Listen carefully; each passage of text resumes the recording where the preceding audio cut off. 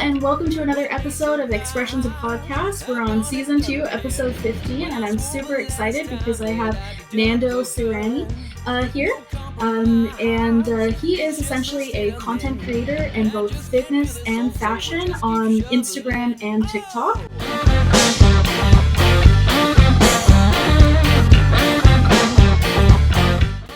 And he has a pretty decent following. He has a really awesome story, and I can't wait to get into conversation with him. But before I do, I just want to check back with Brian and see how he's doing this week. Awesome. I'm very excited to talk to you, Nando. I've been doing some research. I like to research.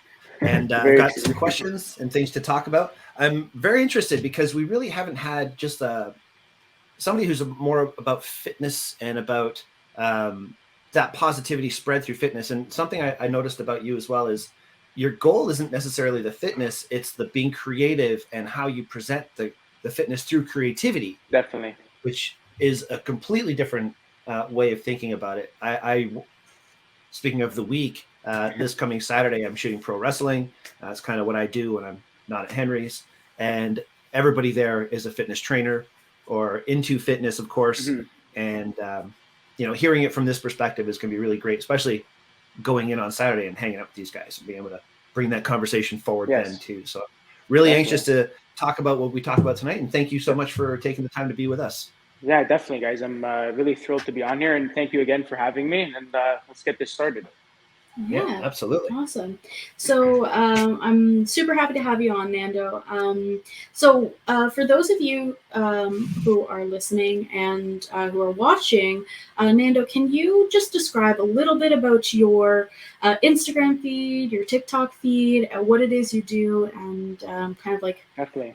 Yeah. Yeah, definitely. So I started probably doing content creating about 2 years ago when COVID hit. I'm actually a personal trainer as well. So when COVID hit, I was home and, not training at all. And I was really looking to just kind of, pass the time a little bit, try and motivate whoever I could, whether it was like local clients, whether that was, starting a TikTok account, getting on my Instagram and just kind of sharing different workout routines, what I'm eating during the day, just to kind of get people, getting into a routine as we were all at home. So from there, just from posting on, I guess, TikTok a little bit more frequently, I ended up having a few videos that did really well and ended up converting into some followers. And then about 6 months to 7 months after that, I started dabbling with a little bit of fashion, and I started posting some outfits one day on TikTok, and I noticed I had an even greater audience on TikTok with my fashion, and I was still posting the fitness stuff. I noticed something to do with fashion and myself. People were really connecting with me. So then I carried that over to Instagram and I started shooting my own photos. Even it was just like outside my house of like different outfits and stuff, right? When I started, I think I started doing the fashion when I was at probably 3,000 followers on Instagram, 3,500, something like that. And then, so from there, I just started to pretty much create as much content as I could every single day. And, from doing something for fun, pretty much, and trying to just motivate as many people as I could. And then it ended up turning into a career for me now. That's awesome. Yeah. When I met you at the Henry store in Woodbridge, mm-hmm. We talked a bit briefly about how you've been able to kind of roll this like content creation passion project into a profession. I mean, you mentioned you've been partnering with some brands. So can you talk a little bit about that? Yes. Yeah. So pretty much I found when I got to a little bit more of a following, probably when I hit 50,000 followers on Instagram and about 150, 200,000 on TikTok, I started getting approached by some brands that, were aligned with my brand. When I say my brand, I mean like fitness and fashion. So I would either have somebody want me to promote a sweater, a pair of shoes, just stuff like that, or fitness equipment. And, it just slowly started to become like, oh, wow, like people are actually asking me to like post this stuff on my channel, right? And it was all crazy to me in the beginning because it's such a new industry. And I feel like a lot of us influencers and content creators, we don't really have like a a group of people where we can kind of like talk about it and hear each other's thoughts about it. So for me, I had to kind of teach myself with also having my own agent in the beginning who was helping me as well, with kind of directing me and, how to respond to people. And because that was a big thing, like, it's not just like you're not really talking in person with people, you're emailing people back and forth. So you want to come across like, very professional and, that you're really interested in working with their brand. So it was all like a big learning experience for me as well. Yeah, that's interesting. I didn't think about it from that way. Aurora knows through our channel, we get all the messages come through all the time. Work with our brand, this and that. Yeah. But all that really seems to be is just, people giving you a discount to buy things off their sites. What's the difference, and how does it what's the difference between what's happening like that versus you reaching out to brands and trying to actually cultivate a relationship that way? Yeah, definitely. So there's two things that could happen. Either the brand reaches out to you and they ask you to promote their product. Most of the time they'll, want you to post for free. And, if they send you, a sweater, a pair of shoes, hey, do you mind posting this and to your channel if we send you this pair of shoes, right?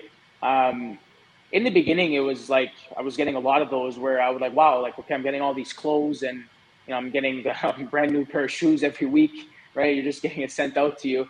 But then there's other times where, I really want to work with a brand and I would actually approach them and say, hey, like, I really love your product. I think my followers would really connect with it. Do you mind if I, would you send me something and I could post it on my story, my Instagram, and you kind of build a relationship like that.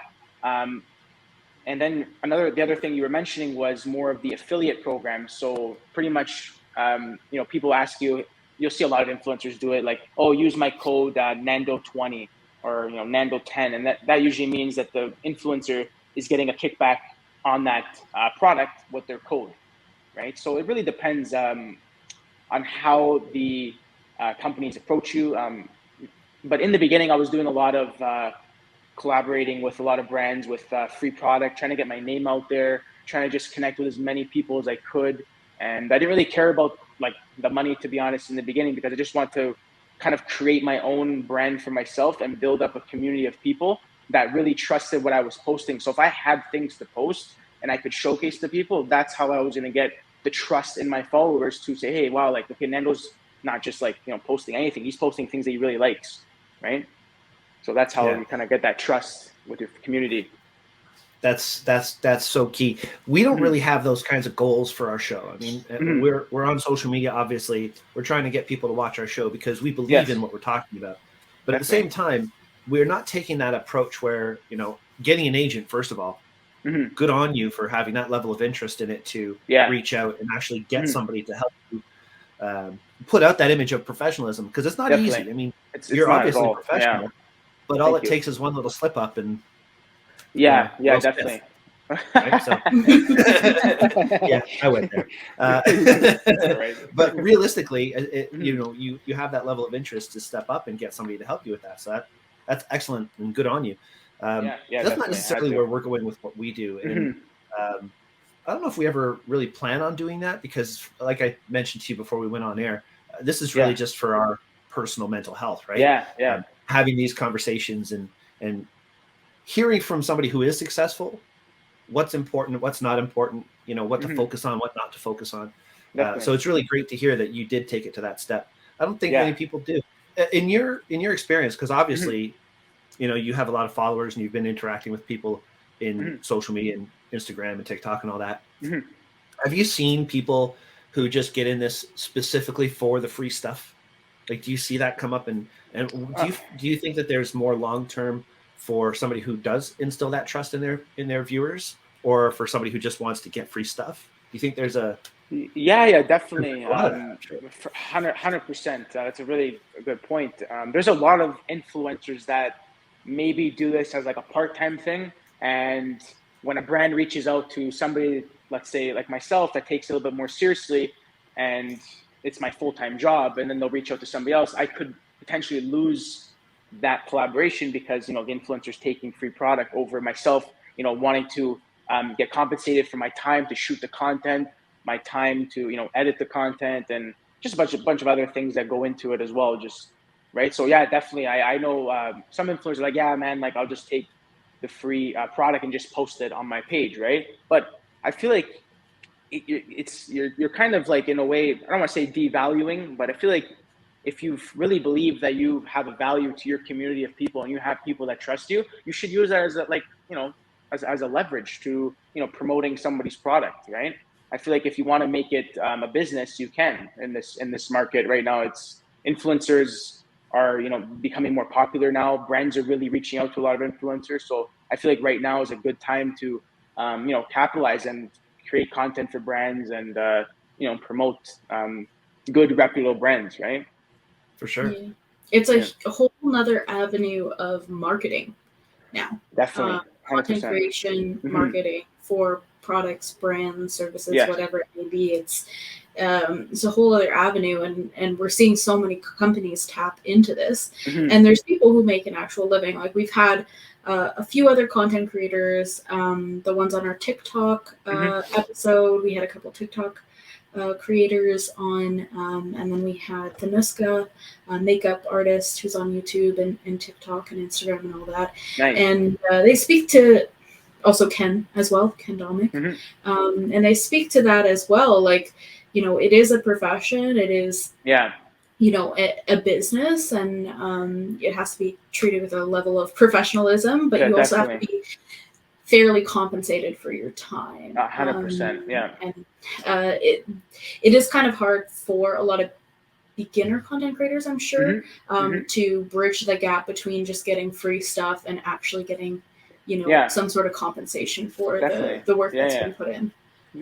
Don't get me wrong. I'm not sitting here saying that like I don't post things because I'm not getting paid.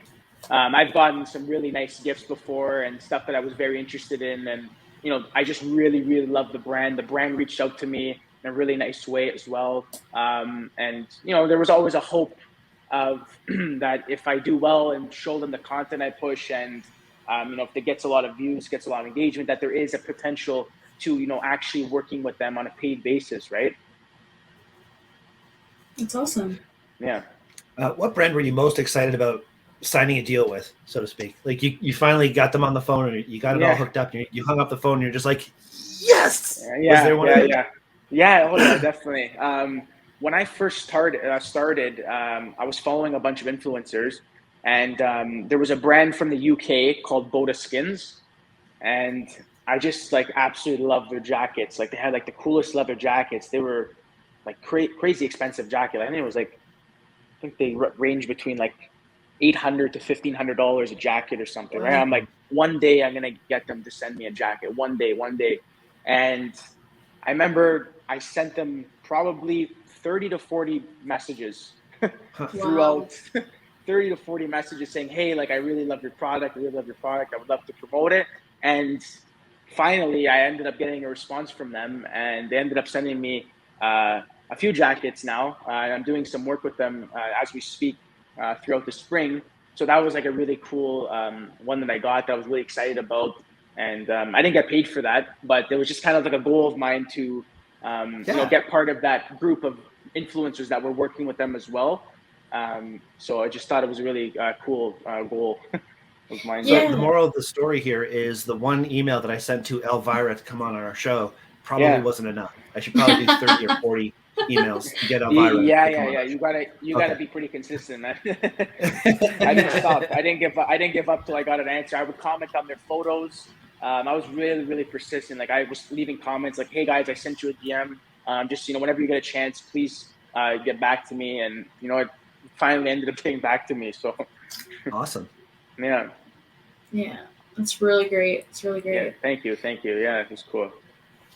I'm just curious because to get into content creation, there has to be some level of knowledge of, either using a camera on your phone, working with video or any kind of editing software. When did that start for you?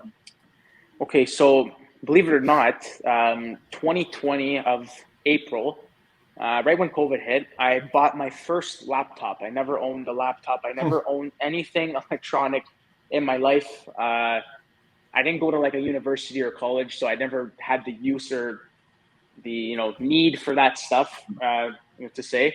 I ordered myself a new phone to kind of just shoot better videos in 4K quality when I started doing like fitness content a couple of years ago. And then, to be honest with you, it was a lot of YouTube tutorials on how to use like Final Cut Pro, how to shoot and how to use slow mo and how to edit videos. And I remember when I was first learning how to use Final Cut Pro, the software I use on Apple. You guys obviously know what that is. I think it took me probably 5-6 days of like playing around with it until I actually got comfortable with it, using it and editing my videos and stuff. So later on, probably 6 months, 7 months later, I bought my first camera, and I actually had a buddy of mine. His name's Franco. He's the one that helps me with a lot of my video stuff and photos and stuff right now. I was lucky enough to have him kind of help me and guide me through actually little things with the camera. Okay, yeah, bro, you got to use this, and you got to click this button, and go to these settings. But I've had another person ask me this question about how I guess learned how to use all this stuff, and I think the internet now is your best friend. Like, you can pretty much search up anything you want on YouTube and you can learn it. There's like literally no excuse. Sometimes I'd be sitting in my room and I didn't know how to use something. I'm like, what am I doing? Like, why am I being lazy? Like, it's right here in front of me. Like, I can do it. I can learn it. I know I can. So that's pretty much how I did it, was just trial and error. I would go out, I would shoot photos, I would mess up, they would come out blurry. I would come home, I'd be frustrated that they were blurry. And believe me, I've had very, very hard, frustrating days of shooting content where I didn't even use it after because it was just too blurry or it wasn't proper, right? So you learn every single time I kept going out how to use them. And then eventually I'm starting to learn more about lenses and certain modes and stuff on my camera, right? So it's awesome. Yeah, I feel like Thank there's two parts to well, I guess maybe 3 parts to content creation. It's having good quality content that you're passionate about, and keeping that consistent. And then 100%. the other part would be the actual tech knowledge and spec knowledge of using a camera and using the editing software, and then how to like post it and how to market it. And all of these aspects of this is a very creative process and then takes a lot of having work the artistic and time. sense. But then there's having the artistic sense in general, just to put it together in a package that's appealing to your viewer. 100%. Yeah, it's very important is the delivery. Yeah. Something that I'm always super curious about when we talk to content creators is how do you know when something is in trend, or how do you know if something's going to be good, or is it something that you pay attention to, like what you post? Like, could you do a little bit of explanation? Yeah, definitely. I go through different phases, to be honest, where like I try and think of something completely outside the box and how to deliver this outfit, let's say, for example, and I'm in my room for probably 3 or 4 hours trying to brainstorm where to put the camera, what should I do, how should I edit it. But then you have like your very basic videos where you kind of need to push out as much as you can in order to keep connecting with your viewers. So you have like your fun, I call it like the funnel content, like where you just keep funneling your regular content. Like, for example, right now I'm doing a styling lesson on my Instagram and TikTok where number 1, how to roll up your pants, for example, right? So that's like a very basic educational thing that I just kind of, it doesn't take me as much time as coming up with something that's a little bit more, advanced, a little bit something that I got to be more creative with. So yeah, I definitely go through phases of, should I try and think of something viral in my niche, or should I just stick to more, the foundation videos of how to, wear an outfit, for example, or right? Yeah.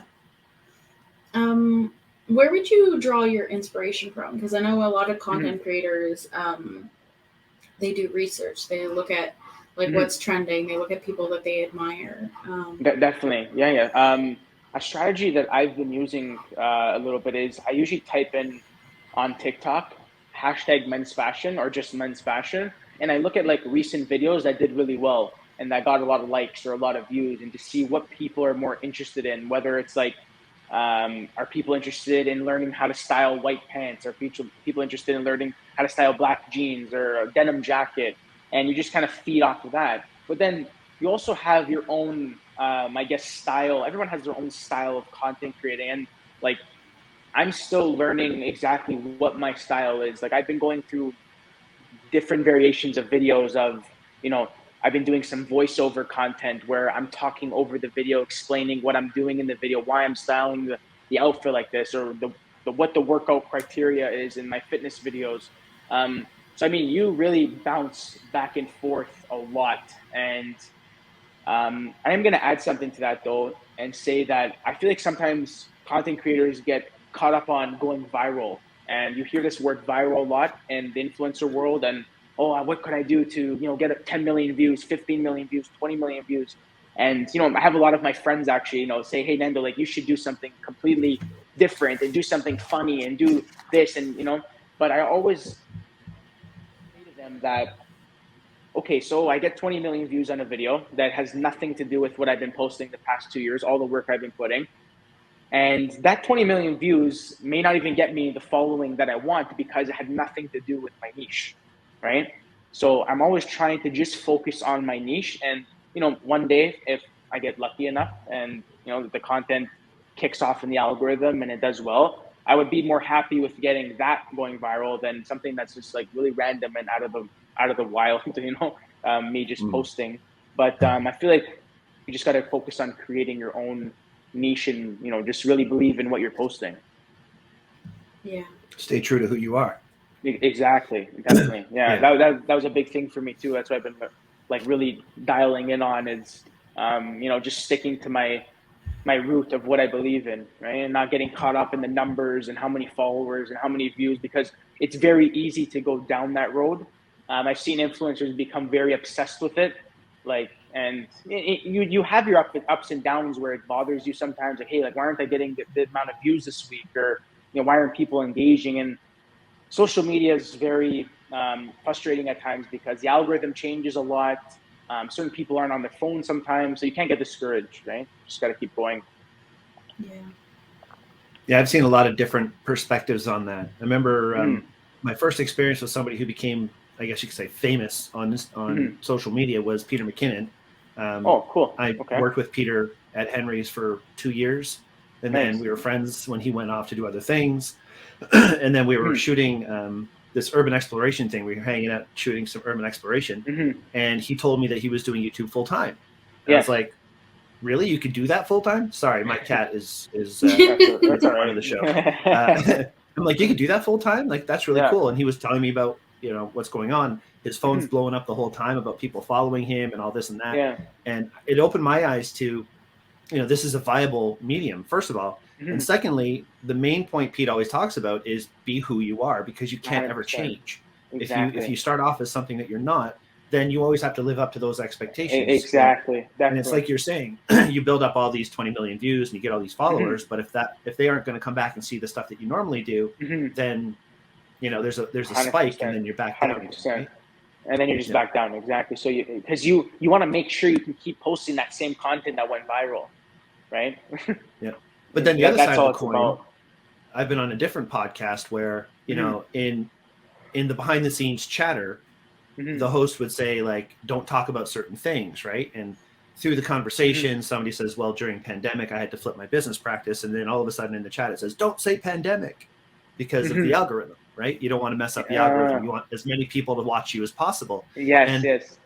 I respect that, but I also don't have the memory or patience to filter what I say that much to care. Right?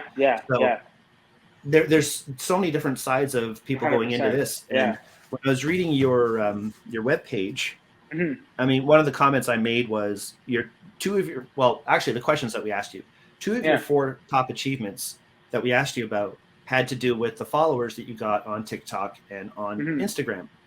But I liked how you see the presentation as the creative medium, more so than the fitness on its own.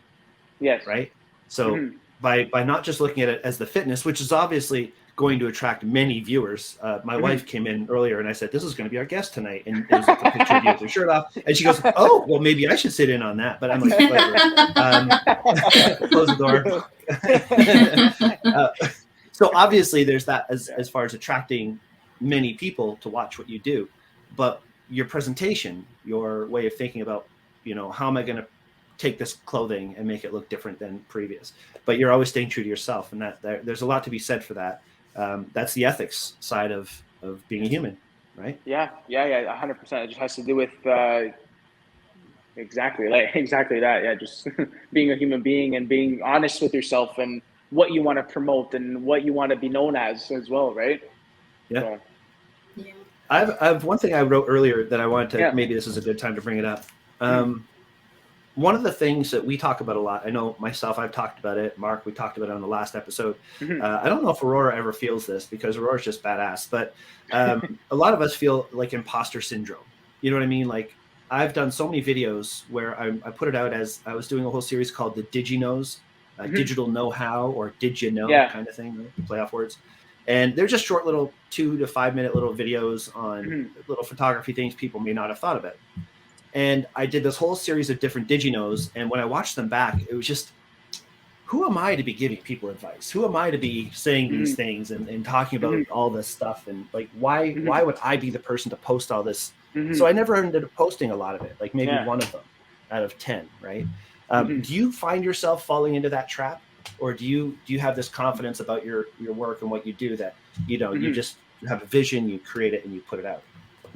No, great question and good point, because I went through this, I would say about a year ago. I had like really, really rough days, to be honest with you, like really, really rough weeks of like, oh gosh, should I post this? Like, what are people going to say?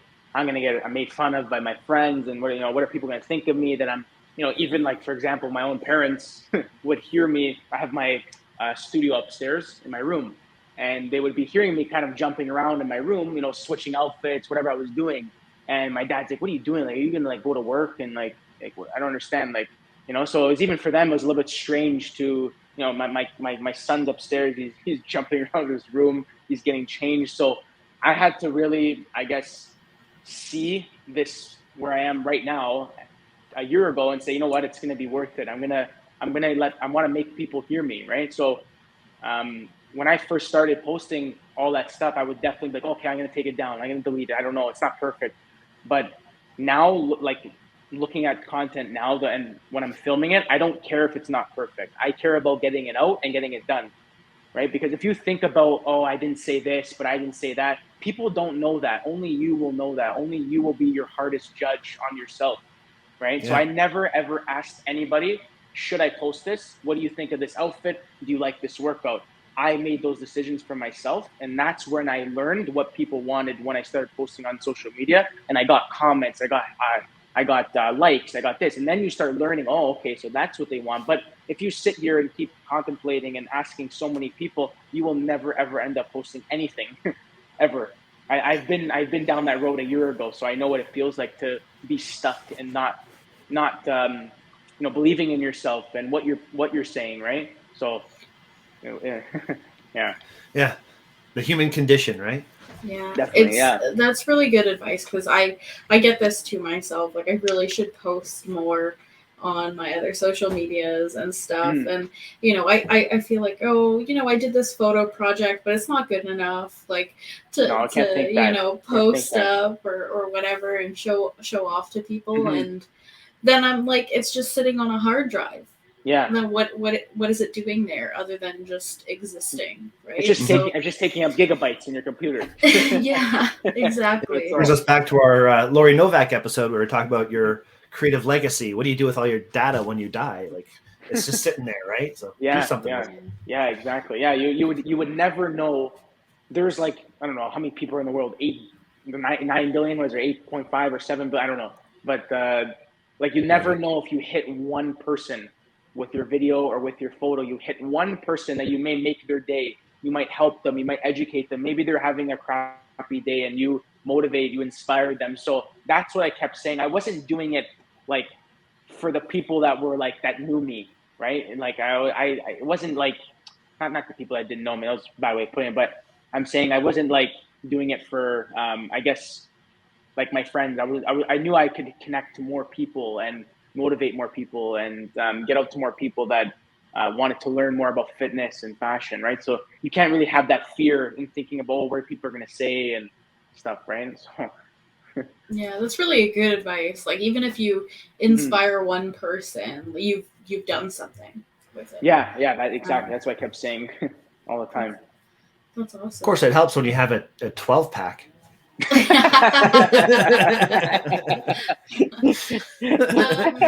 I got a 1-pack. Okay. Oh my gosh, you're killing me. Actually, on that, like, how did you get into fitness? Because this is one of the topics that you're super into, right? It's one of the main things that's on your social media. How did you get into it? So believe it or not, in grade 11 or 12, I needed to like take an extra class in school. And my mom kept saying, why don't you go into weight training? Why don't you go into weight training? And I didn't want to go into weight training. I was just finishing hockey. I was like a hockey player up until I was like grade 11. And I loved sports, but after sports, I was really turned off of even just like playing anything and stuff. So anyways, I got convinced to go into this weight training class. I ended up becoming obsessed with working out in like grade 12. And then from grade 12, I went into like my first year out, which I was 18. And that's when I found the personal training studio I'm working at right now, which is called Incline Fitness. My boss, Nat Levy, took me in as like his little sidekick, you can say. And I would watch him kind of just train. And that's how I got into personal training. And then it just became a form of habit from when I was like 17 that every day I would just, go in my basement, lift weights. I would go to the gym. And I just pretty much became obsessed with it. I loved the way it made me feel. I felt really accomplished after I finished it. And I got a lot of confidence from probably, working out and taking care of myself, eating right. Definitely a big part of my story definitely is my fitness side of it. Very neat. Yeah, I was thinking earlier when I was young, high school, I remember our gym, I don't know what you would call it, the workout room wasn't really the gym. The gym was where everybody played basketball. The workout room was beside the cafeteria. So every time I'd go to lunch, I'd see this workout room and I'd be thinking, oh man, I want to go in there and work out. But there's all the tough guys that went in there, and all the guys that would never even talk to a little kid like me. The intimidation factor was always there. I guess being in sports from day one with the hockey and then, it would just feel a little more natural. You'd probably be part of that clique a little bit easier to keep into the fitness. Actually, I was up until I was probably 17. I was very, very frail. My body was very frail. Like I was always the shortest kid on every team, always the lightest kid. No matter how much I ate, I couldn't put weight on. My mom used to say I would eat to survive. That was her joke growing up. But anyways, no, I definitely had a rough time with that though, being like the weaker person in the gym. So I always had a goal to, be stronger and be bigger. When I first started. So I went through that also with, being a late bloomer, you could say, by the time I was like 18, 19. So. So late bloomer. Interesting you say that, because another note I have here is, do you have any suggestions to help build cardio, maybe tone up a core for maybe like a 50-year-old late bloomer who's never really been too big into fitness? Now, I know it sounds like a silly question, but the reason I'm asking is because I've always wanted to get more fit. And it isn't until I'd say a year and a half ago that I was able to fix my body enough that I didn't have aches and pains on a daily basis. Moving big screen TVs, popping shoulders out and stuff like that back in my ute, so to speak. I always had major aches and pains, and I thought if I worked out, it would be, forget it, I'd be dead.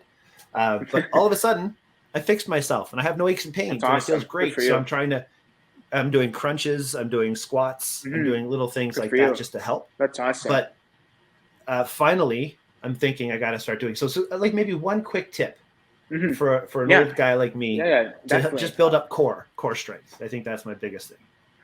One of the best core exercise. I don't know if you saw the guy that he held like a I think it was like an 8 or 9 hour plank he held, or 10 hours. He like beat the world record of longest plank. So that leads to, a lot of planking movements are very safe to do. Dynamic plank movements where you're kind of moving on your elbows, bringing your knees in and out to really strengthen your core. A lot of side planks to strengthen your obliques. But I would say even if you were to hold, even if you could get up to like a 5-minute plank every single day, that'd be really, really good for you to strengthen your back, strengthen your core. And then also incorporating some weight training in as well, like, training your chest, your back, your shoulders. That's really important, especially for us guys as we keep growing, older, is to, protect our joints, right? And build muscle, right? Which is really important. You don't want to get osteoporosis, right? So eat a high amount of protein, make sure you're getting enough protein each meal as well. Really important.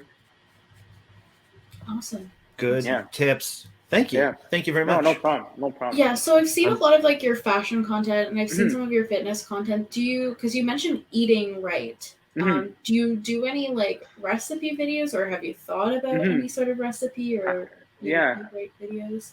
Actually, when I first started my YouTube channel, I was doing a lot of like easy, healthy snack ideas or 2 dinner ideas, and I would do these like 7-minute videos on just giving people some inspiration on what to eat at nighttime, or morning breakfast ideas and stuff like that. So I've definitely like thought about getting into the food. Maybe it's just right now I'm more focused on, I guess, just the workouts and the fashion. But definitely something I could maybe get into, and maybe I start vlogging a little bit more on my YouTube channel. I've been saying I could to do that like the past 3 months. I just haven't got to doing it yet. But definitely would be like nice to throw that in as well, just to show people a little bit more of my eating and stuff as well, right? Just give them some ideas. Yeah, definitely. Aurora, you mentioned our guest that we had on, Ken Domick, a while back. And one of the things we learned from our show with Ken is there could be a lot of feedback that is negative in the world of social media. Yeah, and definitely. Everybody has their own way of handling the negativity, right? Do you feel that your content generates any of that? Like, do you feel any kind of negative vibe from what you're creating? Has there ever been a situation that has kind of struck you like, this is not normal, or anything like that? 100%. Oh yeah.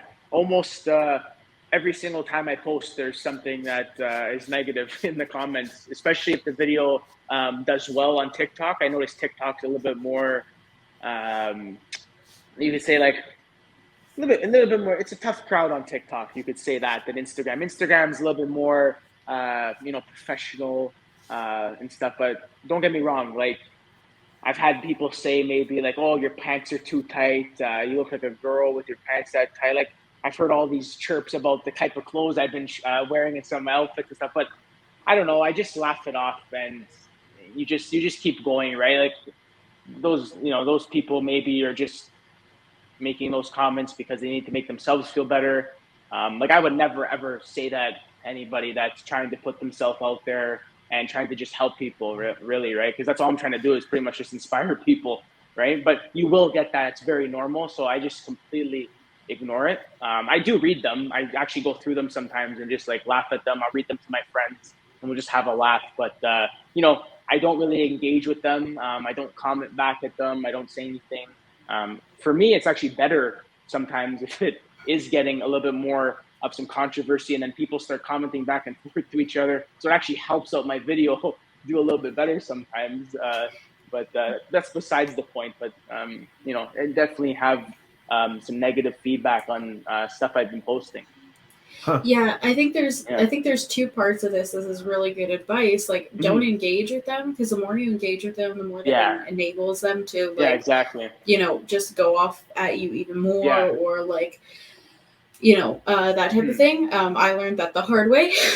And then the other thing, it's a really good piece of advice, is that, sometimes negative feedback, even though it sits in your feed, it sits on that post, it's on there, it's still good because there's more comments, and that brings up the algorithm. 100%. And then you can also see, I guess, in a lot of these situations where, I've seen in big controversial posts before where some people say something negative, and then all the people who are good supporters of that person are coming back and saying, no, you shouldn't be talking like this, and The they're community supporting defends you. you. Yeah, Yeah. exactly. Yeah, I've definitely seen that in my TikTok as well. Like, hey, like, leave the guy alone, or you know, what do you know, something like that. But you just laugh it off, you brush it off. Like, I know why I'm doing it, and I have the vision of it right now, and I just got to keep my, my blinders on and not let anybody, mess with what I have going on in my head and the vision. Right? You just got to believe in yourself. That's all,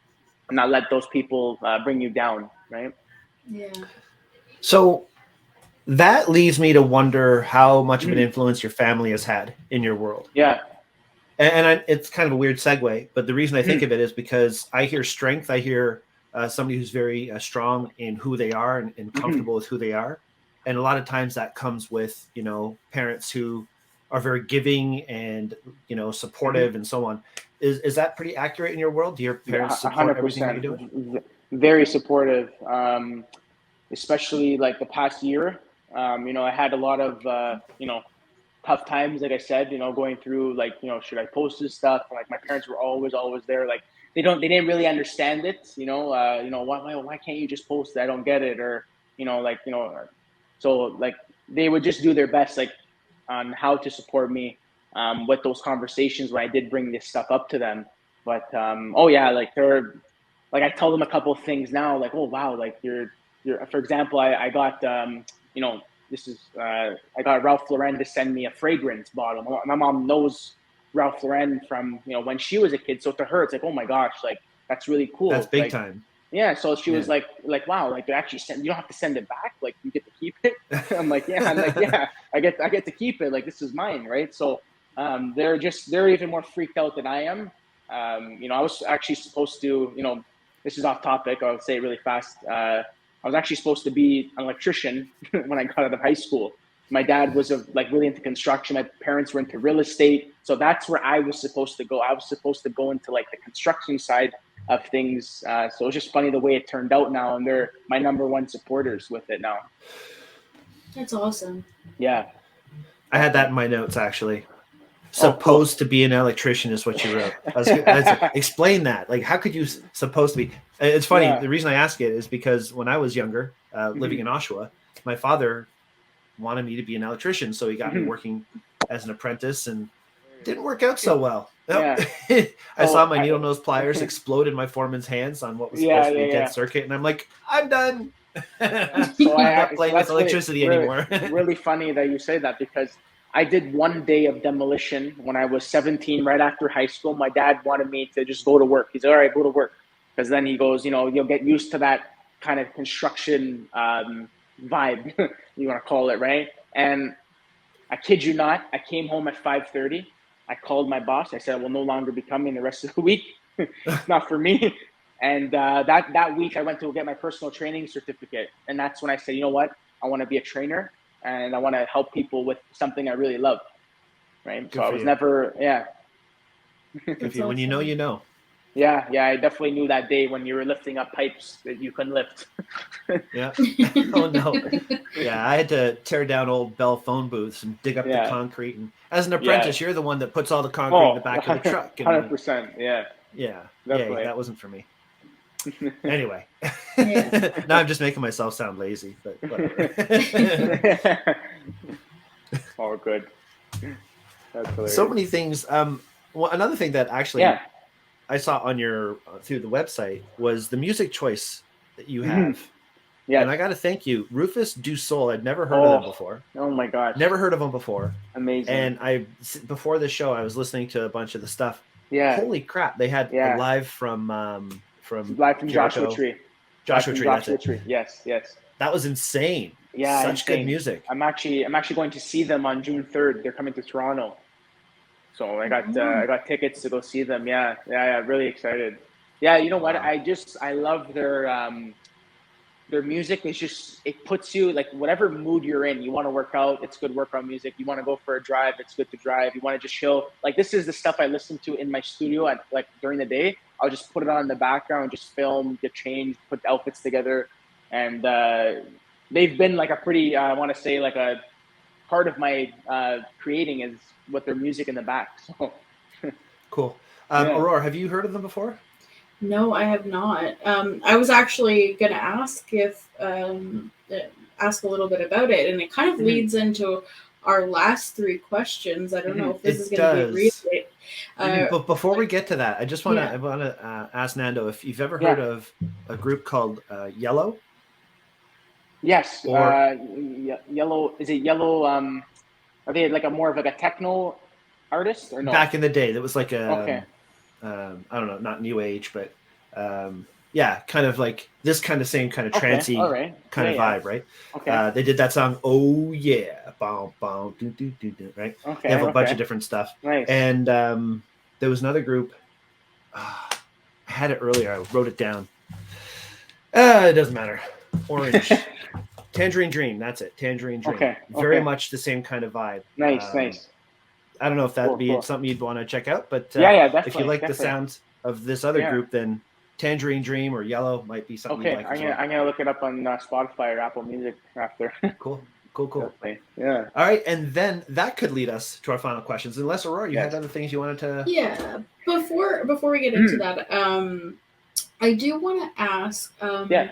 For somebody who might be an aspiring content creator, what do you think is like the best piece of advice you can kind of give and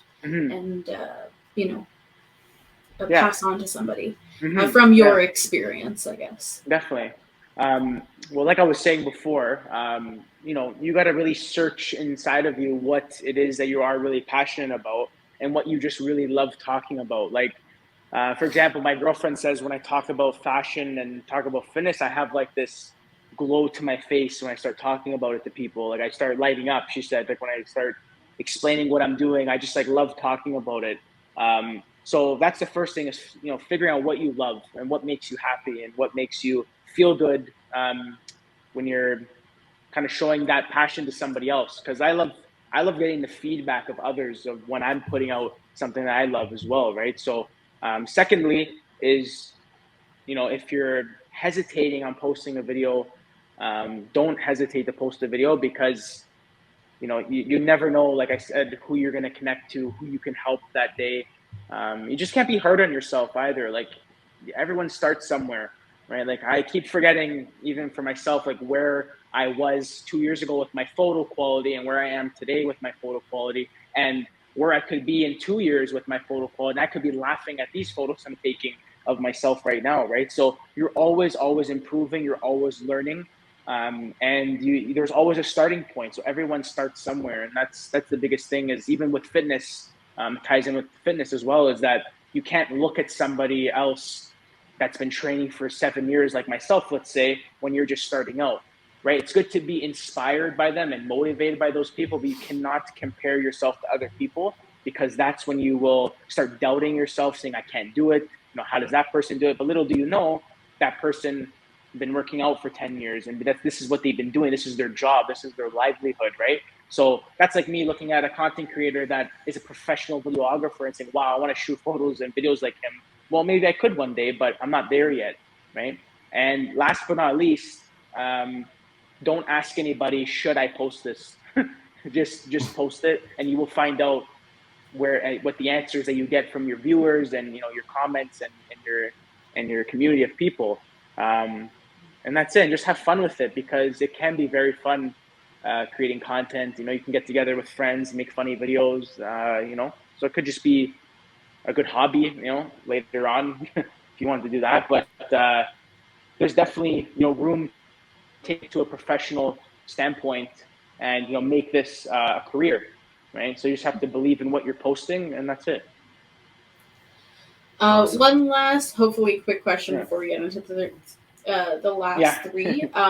But what's next for you? Do you have any fun, cool projects that are in the wayside? If you can talk about them. Or, yeah. Things that you aspire to do, but maybe. Yeah. Yeah, definitely. I have some cool partnerships coming up this spring and summer. I got invited to like a few events with some of the brands I'm working with this summer. I'm really excited to just kind of finally get out and actually meet people instead of like Zoom calls and phone calls and meeting, emails and stuff. So that's one thing I'm really excited for, is just kind of connecting with, more people in my area in Toronto. I feel like there's a lot of influencers in Toronto. I just don't know them. I haven't got a chance to meet them. So I'm really just kind of excited to meet other people that are maybe passionate about what I do, right? Another thing was I'm always thinking about starting a clothing brand, and whether it's like my own line, whether it's like a tracksuit with a hat. I'm just very hesitant on it. I'll be honest. I just don't know if I know I can do it. I just haven't actually sat down and thought about it and put it to actual work yet. Maybe that's something I could think about maybe next year, and just kind of focus on maybe just working with some more of my favorite brands this year. But just always trying to connect with new brands, new influencers, and that's it. Awesome. Yeah. All right, so getting back to the last three questions. The first one related to what we were talking about a few questions ago. What is your jam? What is that specific song that you always listen to get you kind of pumped up, get you inspired? Yeah. What is that song? It's actually live from the Joshua Tree. It's called Underwater. And that song's been stuck with me since beginning of COVID, because that's when that album came out, was like March, April of 2020. And that album pretty much lifted me through that, that rut of being at home and, not really being able to see anybody, talk to anybody. So that album, Rufus the Soul, actually means a lot to me, because it really motivated me and put me I always think about those moments by myself in my room filming, and it's just a good memory to have, right? Of that. That's awesome. Yeah. What's really cool is when you're old like me, down the road, you're gonna, every time you hear that song or that music, you're gonna smell the air that you smell now. You're gonna feel 100%. It the same way. Yes. Yes. Music just brings you right back every time. Yeah, I love it. I love that. Yeah, definitely. All right. The next question is, what is your tool of the trade? It can be an actual tool. It could be something that you use physically to be creative, or it could be kind of like a concept or something like that. What is that tool that you use all the time when you're trying to create content and put stuff out there? That's a really good question. Definitely, my camera is my tool, my physical tool, and my videographer as well, and sometimes my girlfriend also helping me with shooting videos and photos. But the other tool is, when I put that outfit on, I have to be very, very confident in the outfit and be very confident in front of the camera, and really, really showcase the outfit, because there was times in the beginning where I didn't know how to pose, and what should I do for this photo? How should I put my hands? Where should I look? What should I do with my hair? And as you kind of like, even now, like, or even before, you get a lot of people that laugh at you on the street and like honk at you, while you're doing it, because it's like, it's different. It's different than just being an electrician, and I'm really like putting myself out there in front of people. And now, to be honest with you, I think my tool is my blinders. When I'm out there and I'm with my guy, I'm focused on what I'm doing. I'm not looking around at what people are doing. If they're looking at me, if they're pointing at me, I really don't care, because I have a vision of what I want to do with myself and what I want to, portray on my social media. So I think my tool is my blinders when I'm, really dialed in. And even my girlfriend comes out with me sometimes, and she's like, how do you not like look at people on I don't even care anymore if people are in my shot. Like, I just don't care, because I need to do it. Right. You focus. Yeah. I'm really focused. Yeah, definitely. So yeah, my blinders are my tool. Love it. And with that new lens where it blurs out the background, you don't even see them. Exactly. Yeah. He came in for a lens at the store, and that's how I. Yeah. Great help. Yeah, that was great. Nice. Awesome. 5-star Google review right there. Yeah. Oh yeah. Yeah, that was great. And the last question you actually already know. It was the last question on the sheet that we sent you. Every week we ask our guests on the podcast to issue a challenge to our viewers and listeners. What would you challenge the viewers or listeners of the Expressions podcast?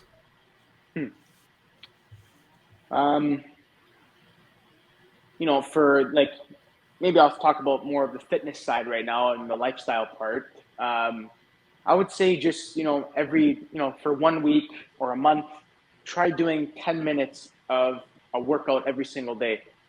And, starting off with something small like that and, just moving your body, getting yourself into routine for 30 days, you will be able to set yourself up to eventually doing, 20 minutes a day, 25 minutes a day, 30 minutes.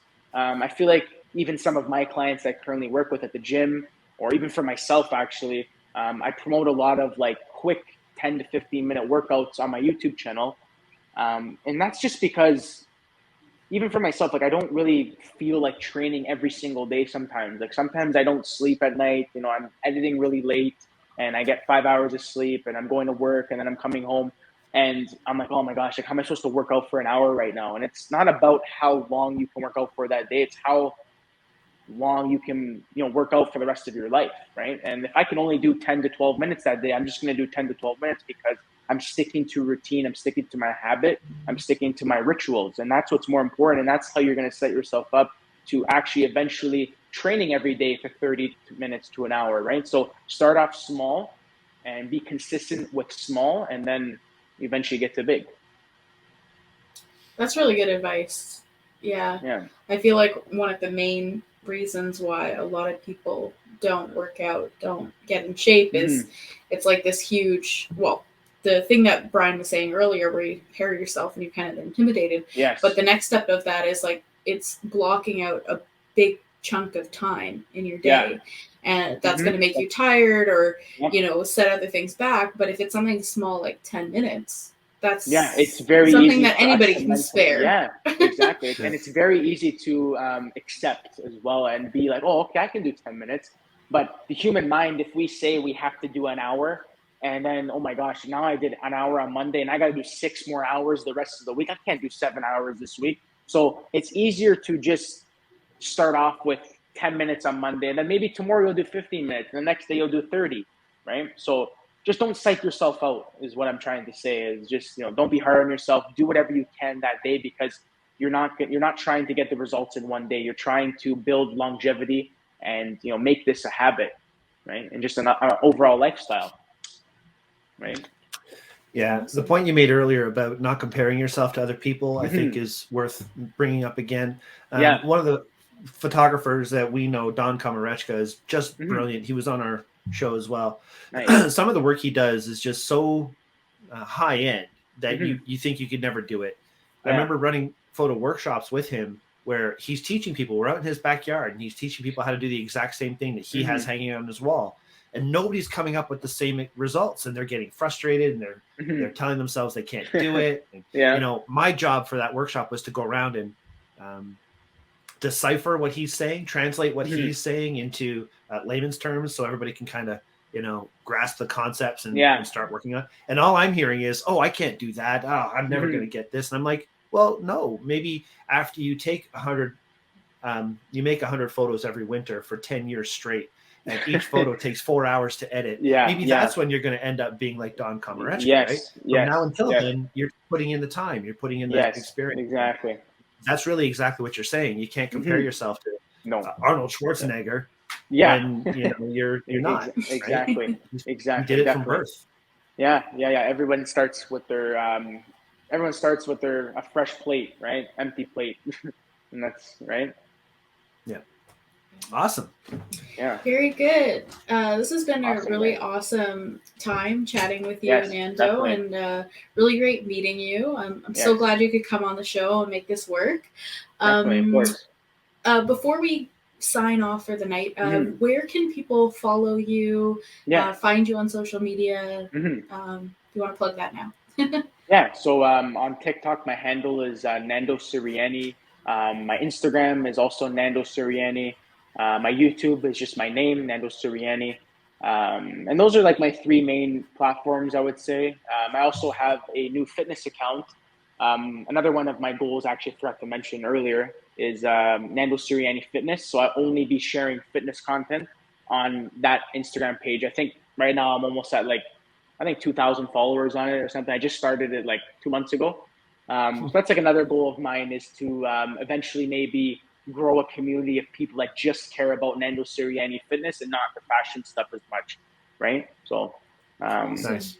Yeah, but please, when you guys post this all, make sure you tag me and I'll repost it, and I'll try and get as many people to see it, right? I would love to just help promote you guys as well, right? That's awesome. Appreciate that. That's awesome. Yeah, Thank of course. you. And before we get going, I also want to say, if you like the podcast, if you enjoy the show on YouTube, please make sure you share it with other people, comment, do all that fun stuff, because it really helps get this out to more people and build our audience as well. Exactly. So, yeah. Thank you guys we need some work. Oh, you're very welcome. Yeah, we need some work with our search engine optimization. We got an email from somebody saying, "Hey, we checked out your page and your search engine optimization is 2.5 out of 10. What's going on with you?" I'm like, we'll figure that out. That's it. Yeah. All right. Well, thanks so much, Nando. It was really nice to meet you. Thank you for the advice as well with the planking. I'm going to definitely start doing that. Of course. Anytime. Thank you guys for having me. Yeah. Awesome. All right. Have a good night, and thanks so much for listening and watching. Bye, everyone.